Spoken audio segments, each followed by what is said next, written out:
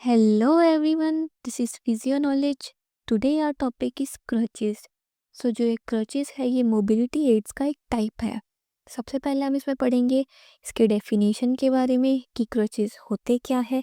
फिर हम पढ़ेंगे कि इसके टाइप्स क्या है. crutches मेनली 3 टाइप्स के होते हैं तो हम उन तीनों टाइप्स के बारे में पढ़ेंगे. फिर इसके पार्ट्स के बारे में डिस्कस करेंगे. So crutches are used mostly to relieve the weight bearing in one or both the lower extremities. They provide support and stability, allowing the users to move around while keeping off the affected area. So जो crutches है वो हम use करते हैं lower extremity के लिए, lower extremity से weight bearing हटाने के लिए. दैट मीन्स जो लोअर एक्सट्रीमिटी है उससे बाहर हटाने के लिए हम क्रचेस का यूज़ करते हैं. क्रचेस जो है वो हमें स्टेबिलिटी और सपोर्ट प्रोवाइड करवाता है, जिसकी वजह से जो अफेक्टेड एरिया है यानी जहाँ पे भी अपन को इंजरी हुई है, जहाँ पे भी पेन है, उस जगह को अफेक्ट किए बिना अपन इधर उधर आराम से घूम सके और जो भी वर्क है हम वो परफॉर्म कर सके without any affect. Types of crutches. Crutches जो है वो 3 टाइप्स के होते हैं. First one is axillary crutch, then elbow crutch and elbow crutch. Third one is gutter crutches. Gutter crutch. Auxiliary crutches provides the maximum stability and support to the patient than any other crutches. So auxiliary crutch जो है वो हमें maximum support provide करवाता है, और जो other crutches है like elbow creche और कटर क्रच है उन सबसे ज़्यादा हमें एक्सिलरी क्रच जो है सपोर्ट प्रोवाइड करवाता है. It gives more than 80% of stability.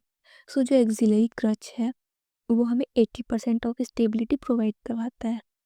तो ये एक इम्पॉर्टेंट है, आप इसको नोट कर लेना क्योंकि ये एग्ज़ाम्स में पूछा जा सकता है और वाइवाज में भी पूछा जा सकता है कि कितनी परसेंट स्टेबिलिटी प्रोवाइड करवाता है एक्सिलरी क्रचेस. या फिर इस तरीके से भी पूछा जा सकता है कि जो 80% ऑफ स्टेबिलिटी है वो कौन सा क्रच या फिर कौन सी मोबिलिटी एड प्रोवाइड करती है, so that it can be recommended for the patient having marked instability in walking.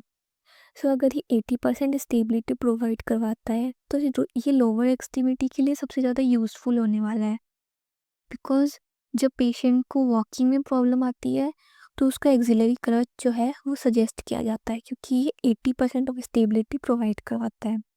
It is made of aluminium, steel materials and sometimes the wood materials. So ये तो known है कि जो axillary creche है वो aluminium, steel और कभी कभी वुड का भी बना हुआ होता है. Parts of axillary crutch. So ये जो है ये एक्सिलरी क्रच है. अब इसके पार्ट्स के बारे में पढ़ते हैं. Auxiliary pad. So this is auxiliary pad. Hand grip. So this is hand grip. Rubber frill. This is rubber frill. तो हम इसको डिटेल में तो आगे पढ़ेंगे, बट इसमें बढ़ते हैं कि ये एक्सिलरी क्रच है. अभी इसके नाम से पता चल रहा है कि एक्सिला के ऊपर सिट होएगा. ये है हैंड ग्रिप. इससे हम होल्ड करके रखते हैं ताकि ग्रिप बनी रहे और ये स्लिप ना हो. Rubber frill. ये जो रबर फ्रिल है ये लोअर पार्ट होता है एक्सिलरी क्रच का और ये फ्लोर के ऊपर सिट होता है. Axillary pad. सो ये पार्ट है एक्सिलरी क्रच का, situated at the top portion of the crutch. It should be placed 5 centimetre below the axilla. So जो ये एक्सिलरी क्रच है ये एक्सिला की 5 सेंटीमीटर बिलो प्रेजेंट होता है.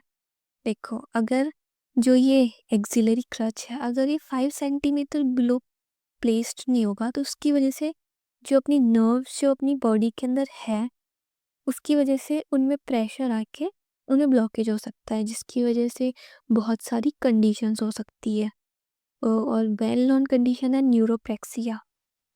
सो this is axillary crutch is made of metal and is covered by cushion material to avoid the damage to the lateral aspect of the chest wall. सो जो axillary creche होता है वो metal का बना हुआ होता है और उसके ऊपर कुशन मटेरियल कवर्ड होता है. ये इसलिए होता है ताकि जो अपनी चेस्ट की जो लेटरल वॉल है उसके ऊपर कुछ भी डैमेज ना आए, कुछ भी इंजरीज वगैरह ना आए, क्योंकि मैंने बताया कि उसकी वजह से नर्व्स में प्रेशर आके उनका ब्लॉकेज हो सकता है। The axillary pad placed in the lateral wall of the chest to provide the improve lateral stability. तो जो ये एक्सिलरी क्रच है, ये है ना, जो चेस्ट वॉल है उसके लेटरली प्रेजेंट होता है। इसलिए प्रेजेंट होता है ताकि स्टेबिलिटी रहे। देखो, अपन जो एक्सिलरी क्रच है उसको सजेस्ट इसलिए करते हैं ताकि जो पेशेंट है उसको सपोर्ट और स्टेबिलिटी मिल सके। तो इसको लेटरली साइड प्लेस्ड किया जाता है चेस्ट के, ताकि अच्छे से स्टेबिलिटी रहे, जिसकी वजह से वो स्लिप ना हो। This is the top portion of axillary crutch. और ये जो है वो चेस्ट के लेटरल पार्ट में प्लेस किया जाता है। Hand grip. Hand grip normally comes around the greater trochanter area of the person using it. तो जो हैंड ग्रिप है वो जो पर्सन जो यूज़ कर रहा होता है उसकी ग्रेटेड ट्रोकेंटर के पास में आता है। It is made up of plastic material and sometimes covered by cushion material. ये मेनली तो प्लास्टिक का बना हुआ होता है, बट इसको कभी कभी अपन कुशन मटेरियल से कवर कर देते हैं। इट हैज़ एडजस्टेबल क्लिप्स और screws to adjust the height and push button hand grips also available. So इसमें एडजस्टेबल क्लिप्स प्रेजेंट होती है ताकि जो हम ये हैंड ग्रिप है उसको एडजस्ट कर सकें, क्योंकि किसी की हाइट ज़्यादा होती है, किसी की हाइट कम होती है, तो वो अ, अपनी फैसिलिटी के अकॉर्डिंग इसको आराम से एडजस्ट कर सके। इसलिए हैंड ग्रिप के अंदर एडजस्टेबल क्लिप्स प्रेजेंट होती हैं। So this is hand grip and this is adjustable clips. Rubber ferrule, it is situated in the lower end of the crutch. ये क्रच के सबसे लोअर एंड में प्रेजेंट होता है। Rubber tip provides the more grip for the patient while walking in the normal slippery surface. जो ये rubber फ्रल होता है वो रबर का बना हुआ होता है, जिसकी वजह से जब पेशेंट वॉक करता है तो जो स्लिपरी सरफेसेस होती हैं, वो नॉर्मल सरफेसेस होती है, उसके ऊपर ग्रिप बनी रहे, जिसकी वजह से वो स्लिप ना हो और उसको फर्दर कोई इंजरी ना आ सके। So this is rubber ferrule. ये जो होता है रबर का बना हुआ होता है, जिसकी वजह से पेशेंट स्लिपरी सरफेसेस के ऊपर स्लिप ना हो सके। अब हम इस एक्सिलरी क्रच का क्विक रिव्यू लेते हैं। तो this is it for this video. So अब नेक्स्ट वीडियो के अंदर हम पढ़ेंगे measurement of axillary crutches. So अगर आपको कुछ और भी पढ़ना हो, जो आपको स्पेसिफिक कोई टॉपिक हो, आप मुझे कमेंट कर सकते हैं एंड हम उस टॉपिक के ऊपर वीडियो बनाएंगे। And thank you so much for watching. Subscribe करना बिल्कुल मत भूलना।